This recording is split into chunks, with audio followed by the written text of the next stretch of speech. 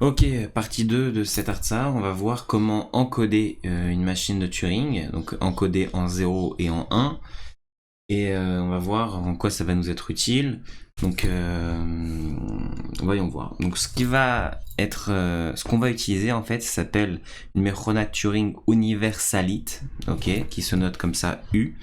Et à cette Mechona Universalit, on va lui donner une Mechonat Turing, Ragil, et un kelet, pardon, X, ok. Et en fonction de la Mechonat Turing et le kelet qu'on lui donne, il va nous renvoyer M de X, c'est-à-dire le pellet de la Mechona M. Alors tu peux te poser la question pourquoi j'ai besoin d'un U, mais alors que j'ai juste besoin de donner X à M et j'ai le pellet.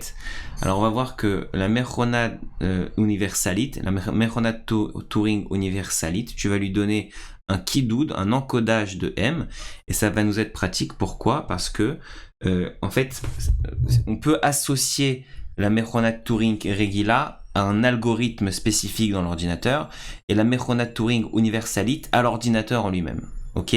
Ça veut dire quoi ? Ça veut dire que l'ordinateur, il peut lire plusieurs algorithmes. Ok ? Et ben là, pareil, la Mechonat Turing Universalit, elle va pouvoir les Haritz, plusieurs Mechonat Turing, et elle va non seulement pouvoir les Haritz, mais elle va pouvoir les Haritz quand tu vas lui donner les Mechonat Turing encodés en 0 et en 1. Ok, voyons voir comment ça se passe. Donc un exemple d'encodage. Donc admettons qu'on ait une Mechonat Turing Regila, qu'on appelle M, ok, avec ces informations, les matzavim, l'alphabet, les simanim, les fonctiot mavarim, matzav atralati, matzav accepted, matzav reject. Ok, ça c'est notre Mechonat Turing Regila. On suppose bli agbalat haklaliut que M est de cette forme. Alors pourquoi bli agbalat haklaliut ? Tu vois, parce qu'on va déterminer. Donc là on a les matzavim de Q1 jusqu'à QM. Tu vois qu'on a basé Q0 parce que ça va avoir une importance pour nous. On veut que le matzav QR echad soit à l'index echad et le matzav Q' soit à l'index Shtime. Pareil pour l'alphabet, on a de A1 jusqu'à AK. Et les simanim, on va voir B1, B2, BK jusqu'à BS. On va voir en fait que c'est B1, B2 jusqu'à BK, ça va correspondre à A1, A2 jusqu'à AK, et que BK plus 1, ça va correspondre au Revar. Et pourquoi on a dit Bli Agbalat Haklaliut ? Parce qu'on pose que Q Echad, le premier matzavim, Q Echad, bah, il correspond à QFS. Le deuxième matzav, Q time, il correspond à Q accept. Et le matzav Q shalosh à Q reject. Ok. Donc, on va encoder L en 1 et R en 2. Ok. Donc, qu'est-ce que ça veut dire ? Ça veut dire que admettons qu'on ait une fonction mavar, ok, d'un matzav Q et qu'on lui donne A, et qu'on arrive à un matzav P, qu'on change le A en B, et qu'on lui donne soit left, soit right. Comment on fait quand on l'encode ? Alors, voilà, comme P, c'est quoi P ? Ok, c'est le nom d'un matzav, mais c'est aussi son index. Pourquoi ? Parce que chaque matzav a un index. Donc P, il a un index. Donc comment on va faire pour l'encoder cette histoire, pour l'encoder cette fonctiat mavar ? On va mettre, en premier lieu, on va mettre, c'est quel matzav. Pour mettre c'est quel matzav, on va mettre l'index du matzav, donc là en l'occurrence P, on va mettre P fois le chiffre 1. Ok, donc là on saura que on parle du matzav P parce qu'on aura P fois le chiffre 1. Ok, ça c'est la première partie, matzav. Ensuite on met un 0 et on va mettre B fois 1. Pourquoi ? Parce qu'on veut remplacer par la lettre B. Donc on va savoir que la deuxième partie, après le 0, on va avoir le nombre de 1 correspondant à la lettre en question. Pareil, la lettre, elle a un index. Ok. Et enfin, on remet un 0. Et en troisième partie, on va vouloir déterminer si c'est left ou right. Donc si c'est left, on met juste un 1. Si c'est right, on met 2. Ok, donc ça c'est un exemple d'encodage, mais on peut définir plein d'encodages différents. Ça c'est un exemple de comment ça peut être encodé. Et du coup, la Mechonat Turing M, ça va être quoi son encodage klali ? Ça va être, au départ, on va avoir M fois, M c'est le nombre de matzavim, le 1.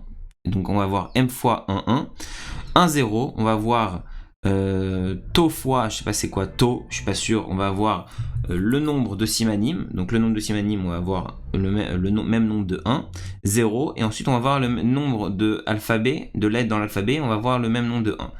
Et ensuite on va avoir 2 zéros, donc ça c'est la première configuration, le nombre total de matzavim, le nombre total de simanim, le nombre total de lettres, chacun est espacé par un 0, ensuite on a 2 zéros, et on va commencer à avoir toutes nos fonctions mavarot. Ok, donc nos fonctions mavarot, on a dit qu'on pouvait les coder, les encoder en 1, 0, 1, 0. Ok, ben on va les encoder en 1, 0 comme ça, et on va les séparer de 2 zéros chacune d'entre elles. Comme ça, on saura que on est passé d'une fonction mavar à une autre. Donc, en gros, quand tu nous donnes cette histoire, le kidoud de M, avec ça, on sait à quoi ressemble notre Mechonat M, parce qu'on a toutes les informations en vrai. On a le nombre de matzavim, le nombre de lettres, le nombre de simanim, le nombre de lettres et toutes les fonctions Mahavarot. Ok. Donc ça c'est comme ça qu'on encode. Donc on a vu qu'il était possible d'encoder toutes les Mechonat Turing de cette manière.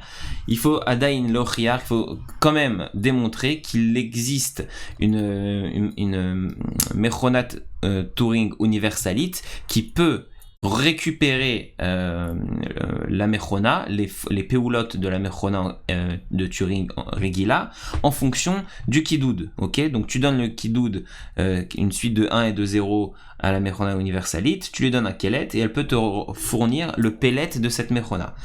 Erzeya Avod. Alors, U, il va